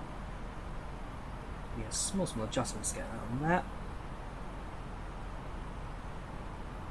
As soon as you get Charlie Foxtrot to 5 points, glide slope. At the moment, we get the speed back to the aeroplane to manage. 2,500.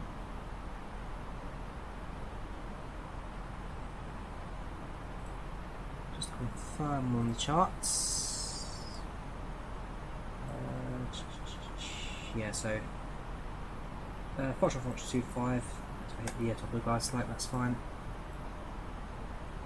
A shallow guide slope as well. What's that? Angle that to 2.5 degrees.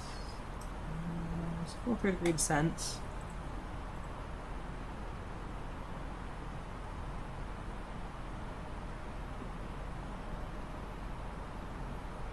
There we go, the vertical diamond that's time to drop.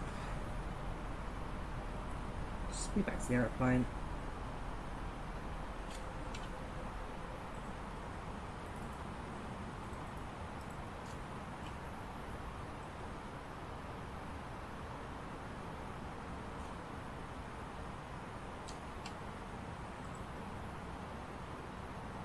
Approach 131, landing at 126, that's fine. Right, crash mode armed. 2,500. That's 2 gear down. 2,500.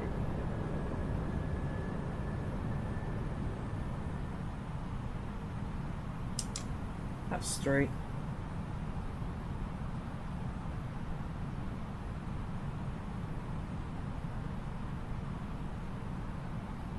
That's 4 landing.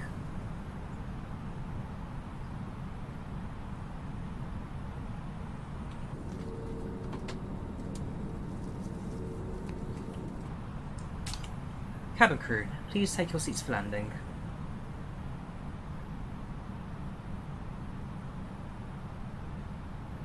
Cabin crew, please take your seats for landing. So we're a few minutes ahead of schedule, 6 minutes at point of time. We're about 5 to get there.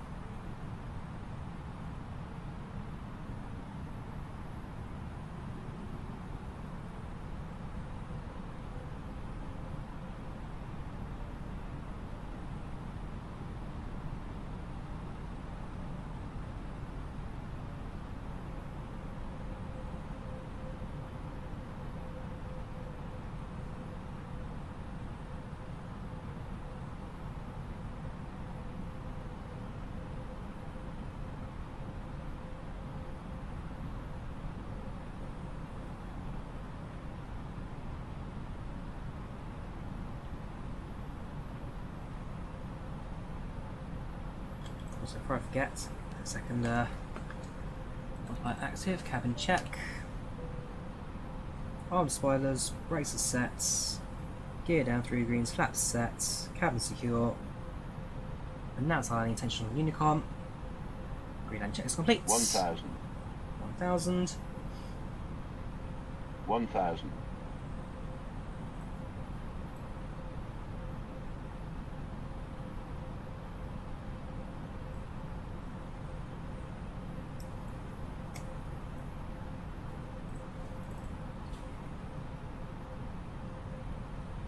Very happy approach, so probably now do is kill the autopilots. I'm getting my hand rest away. I'm sure there's no pappies at the runway apparently, so going in blind. 500. Hopefully these diamonds will do the job for us. GPWS will look out for us. So you can start the runway, that's what matters I guess. So 1 knot variable wind, so not really anything for me to worry about in terms of minor gust. 400. Not even a gust, just a minor breeze, if that. 300. 200. 100. Minimum. Minimums continue. 50. 40. 30. 20. Retard. Throttle. Remember, it's not uphill slope to runway this. 5. What else is set? 100 knots. 80 knots. 6 knots reverses cuts. Use the brakes. And vacate to the right. Ladies and gentlemen, welcome to London Luton. Ladies and Gentlemen, welcome to London. The local time is 9:51 So p.m. vacate and hotel. it's currently about 11 degrees Celsius. You can now use your mobile devices. Please remain seated until the aircraft has come to a complete stop and the seatbelt sign is turned off. Remember to use caution when opening the overhead bins as items may have shifted during the flight. If this is your final And lights destination, off. thank you for flying with APU us and we hope to see you again. starts. Spoilers down. And flaps up. We're going to taxi to the north apron. A long way around via Bravo. And the car park outside the hotel, outside the airports. I flew last time into Luton with Ryanair. I flew the Max for the second time. It was actually that car park there, which I was standing at. It films the takeoff of the Max back to Napoli. Full credit to the flight crew, especially the pilot in command, the captain. He was good to talk to, had a little bit of a laugh, and yeah, went on from there. So fair play to those guys.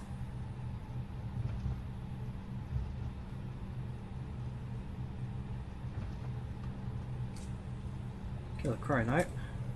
Landed 4 minutes ahead of schedule. 10 minutes early, 4 minutes on departure. 4 minutes late on arrival. Sorry, 10 minutes early on departure, 4 minutes early on arrival. So that holding loop we did probably did actually do alright for catching time up.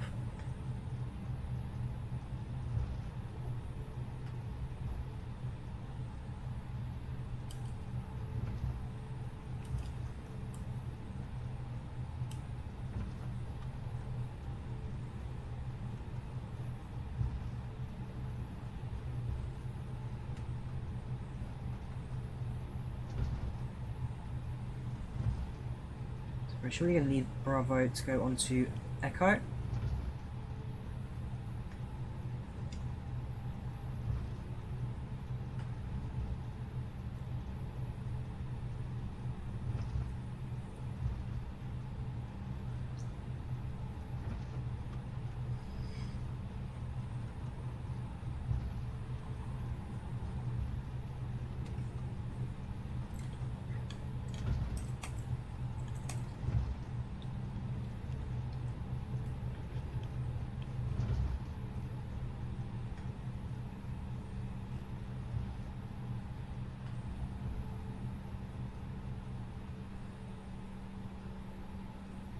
Make a right turn, enter the stand, and then, well, park the aircraft up, I guess. That's about it.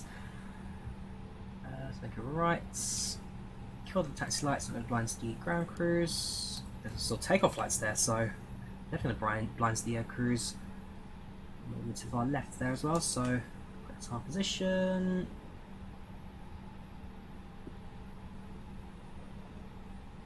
And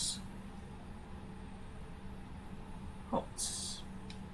Probably a terrible parking job there, but I'll take it. Parking brake set.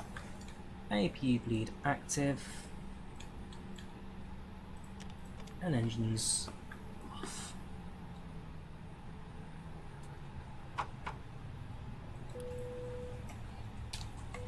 Ladies and gentlemen, welcome to London Luton. Local time right now is 55 minutes past 9.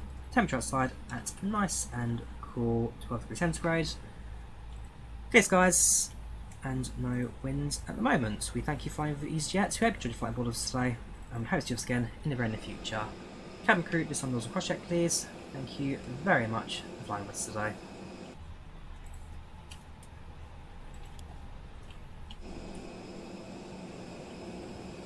That's come off.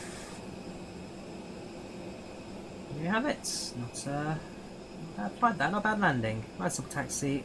Everything pretty much just came straight into well, straight in for us. No screenshot there, but then the stairs in the way. Actually, just the parking as well. Not the worst parking job ever. Right, let's drop the screenshot of the ground onto the Volanta. Get that uploaded, do the flight reports, do the replay, and then bring this premiere to an end.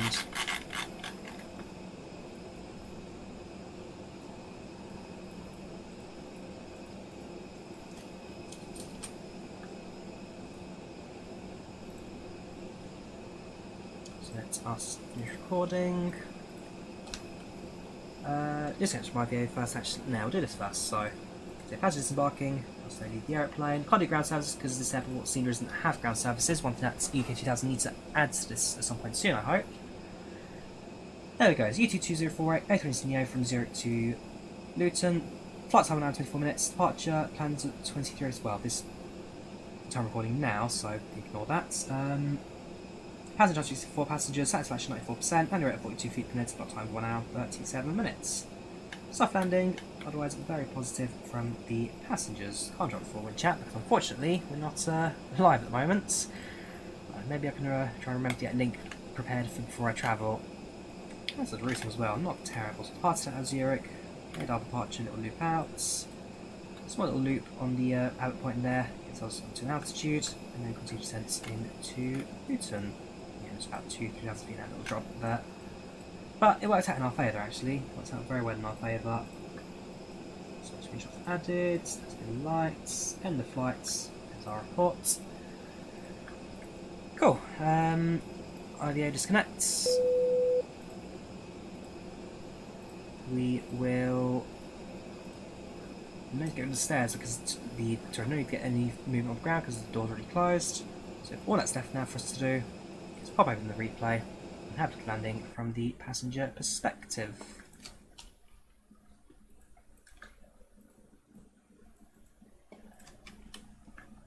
So that's the alarms. Silence. No alarms apparently. Interesting. So, landing from the right hand side first.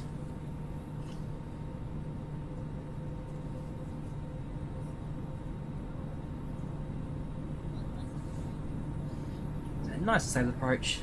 Minor breeze that didn't really affect the aircraft at all. So really just a case of remember that was an upwards sloped runway. Get an angle on that.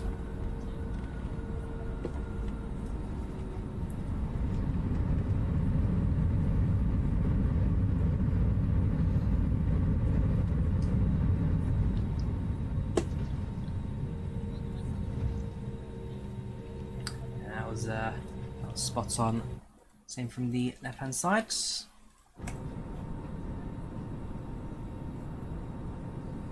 We're close to the airport actually, we're a little bit far out this time. That'll do.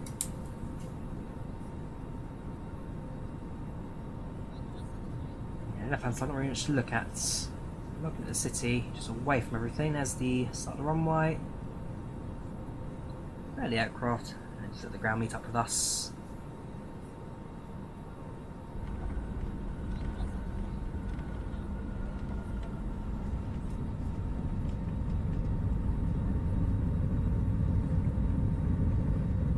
You can do a bit of wing effects there as well, actually. Love a bit of effects. Right, so if we get drone cam now, and just get ourselves separated from the aeroplane. Not the way, sorry, I want to do that. Use the camera, stick the airplane up a few hundred feet. Let's have a look at landing now from the runway's perspective. So, give myself a good angle on the runway, given that again we'll be sloping downhill. Halfway down it. Short final in A320, easyJet. Nice and steady, nice and stable.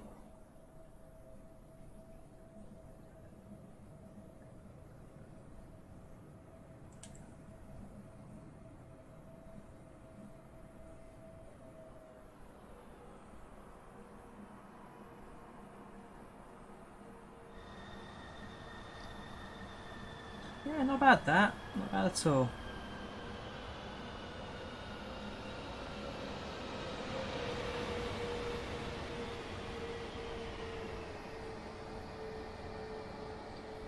And there you have it. Nice and happy landing here at London Luton.